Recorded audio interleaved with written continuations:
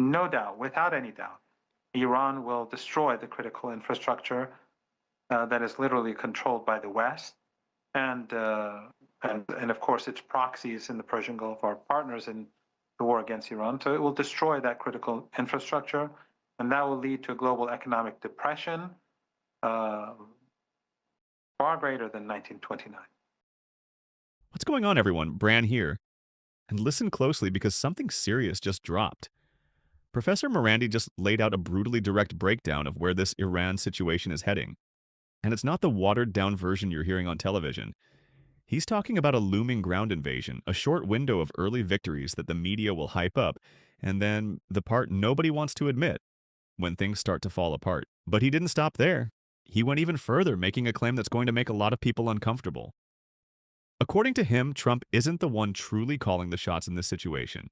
He argues that external political interests, particularly tied to Israel, are the real force shaping U.S. foreign policy right now, effectively shutting down any real path to de-escalation. Now, whether you agree with that or not is your call. But here's the part that matters. This isn't coming from someone guessing. This is someone who has consistently called key moments in this conflict before they happened. And when someone builds that kind of track record, you don't just brush it off, you pay attention. If you're here for analysis that actually digs beneath the surface and doesn't just echo headlines, make sure you subscribe and drop a like. Because on this channel, we don't ignore uncomfortable conversations. We lean into them. Let's get into it. Crimes against humanity, and the Western media is not shocked, or no one is outraged by this. It just shows that the entire political class of the United States and the collective West is just utterly corrupt. And this is the Epstein class and their lack of values that have led to this situation. The media doesn't pick up on this. No, there are no negotiations taking place. And the Iranians have been very clear that the facts on the ground have to change. And if the United States starts targeting Iran's critical infrastructure, no doubt, without any doubt, Iran will destroy the critical infrastructure that is literally controlled by the West, and of course its proxies in the Persian Gulf are partners in the war against Iran. So it will destroy that critical infrastructure, and that will lead to a global economic depression far greater than 1929.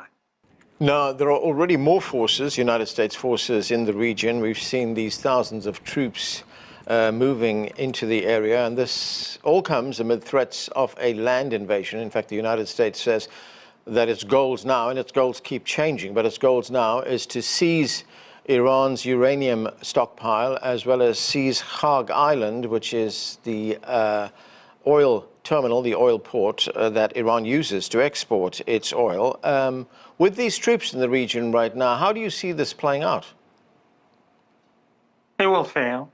Of course, when they launch their ground invasion, which will probably come soon, you will see the collective Western media, even opponents of Trump, talk about the great successes and how they're making progress and how they're taking this land and that land and how the Iran. And for a couple of days, a lot of people will believe it. And then just like at the beginning of this war of aggression, we saw the same narrative. But then after a few days, it became clear that that wasn't the case and they're not winning. Ultimately, the United States will lose. They will not succeed.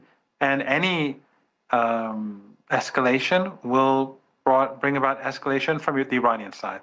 An escalation on the Iranian side and the axis of resistance, meaning Iraq and Yemen and, of course, Hezbollah, that escalation that would be initiated by the Trump and Netanyahu regimes would have permanent damage to the global economy. It will only make things worse.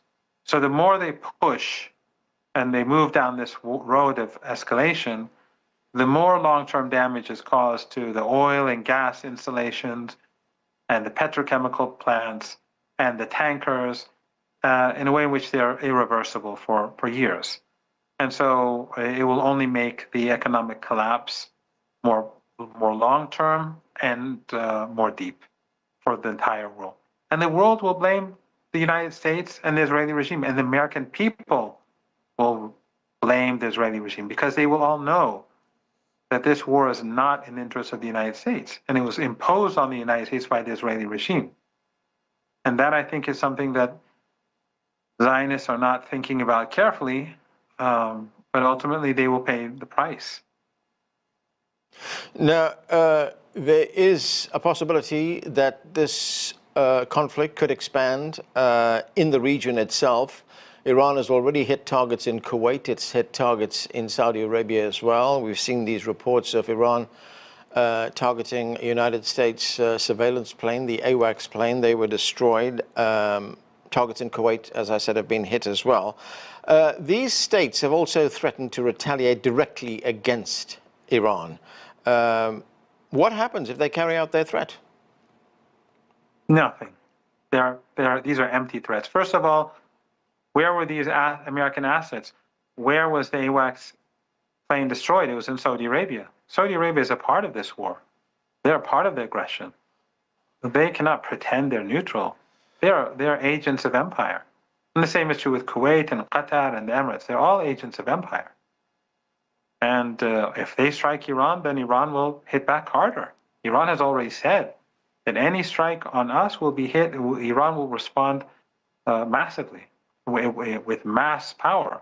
And Iran has already shown that. When the Israeli regime struck Iran's South Pars gas field, the Iranians had already said beforehand that we'll hit back harder. And Iran did so. It struck Israeli, Qatari, Saudi, and Emirati assets with great devastation. And that's what caused Trump to write on Truth Social that I had no knowledge about it, which is a lie. I mean, all these attacks are coordinated between the two countries. He may not be involved because he's busy playing golf, but his people would definitely know. And then he said Israel won't do it again, which we don't believe because we don't believe him. And he's not the boss anyway. And that is another reason why talking with the United States is not useful. The United States is treacherous. We had the nuclear deal of 2015. Trump tore it up. We were negotiating 9 months ago. He was secretly conspiring against us. Again, this time around, he did the same thing. And right now, he's looking, by all accounts, for an off-ramp, but the Israeli regime and the Zionists won't give it to him. So obviously, he's not the boss. So why should we negotiate with someone who's not in charge of the United States? So let's slow this down and actually unpack what Professor Mirandi just put on the table. Because what he outlined in a few minutes carries more strategic weight than hours of polished commentary you'll see on most Western networks. And I'm not exaggerating when I say this. It needs to be examined piece by piece. Let's start with the framing that's been carefully avoided. When threats are made against civilian infrastructure, power grids, gas facilities, water systems, those are not just military targets. Those are lifelines for millions of ordinary people. We're talking about electricity for homes, hospitals staying operational, food supply chains staying intact. International law doesn't treat that lightly. Targeting those systems isn't just escalation. It crosses into territory that global conventions have explicitly tried to prevent. But here's where things get uncomfortable. When similar threats come from designated adversaries, the coverage is relentless. It dominates headlines, drives outrage cycles, and gets dissected from every possible angle.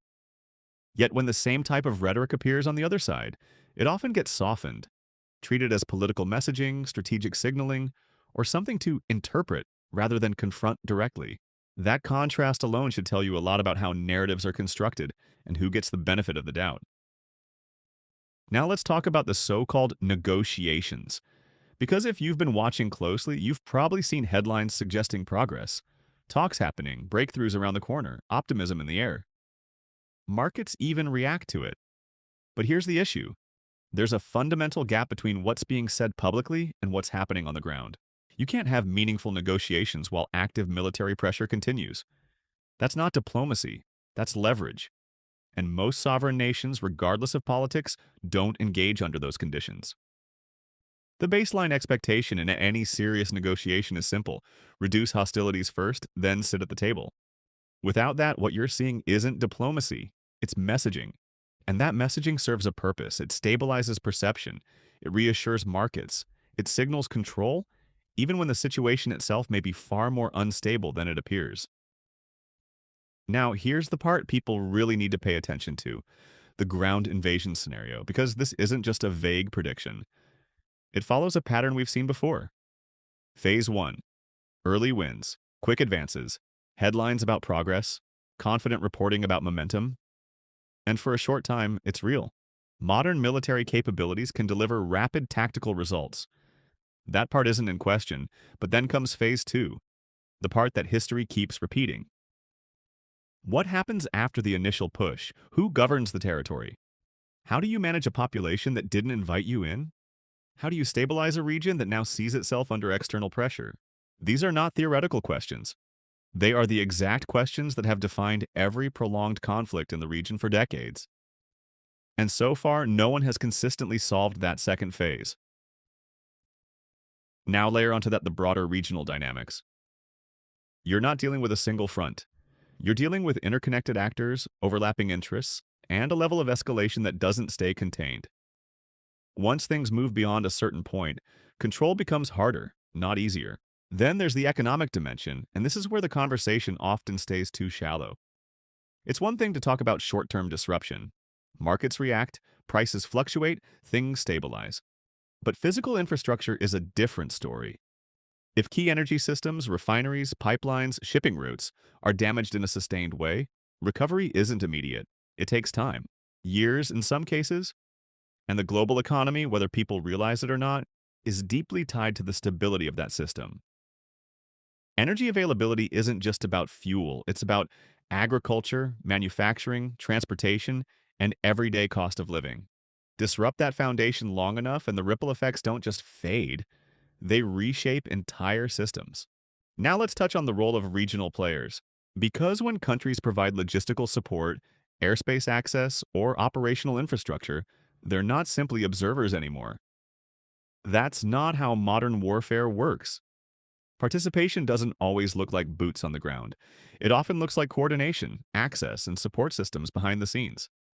And that brings us to one of the most controversial claims in Mirandi's analysis, the question of who is truly steering the direction of this conflict. Now, I'm not here to tell you what to think, but I am going to say this. When there are visible contradictions between public statements and operational outcomes, it raises serious questions about alignment, control, and decision-making. If actions on the ground don't consistently match what leadership claims, then either communication is breaking down, or something deeper is happening behind the scenes. And neither option is something you can just ignore. Finally, let's talk about public perception, because that's where all of this eventually lands. Support for any major conflict depends on how people understand it, why it's happening, who benefits, and what the long-term cost will be. As economic pressure builds and the human cost becomes clearer, people start asking sharper questions. And those questions don't go away, they intensify. Here's the bottom line. If a ground operation unfolds, expect early narratives of success. Expect confidence. Expect momentum. But don't stop your analysis there, because history has already shown us what tends to follow. And it's the part that rarely gets the same level of attention. This channel is about looking past the first headline and asking what comes next. If you're here for that level of breakdown, hit the like button, share this with someone who needs a clearer perspective, and subscribe. Because we're not here for surface level takes. We're here to understand what's actually happening and where it's going.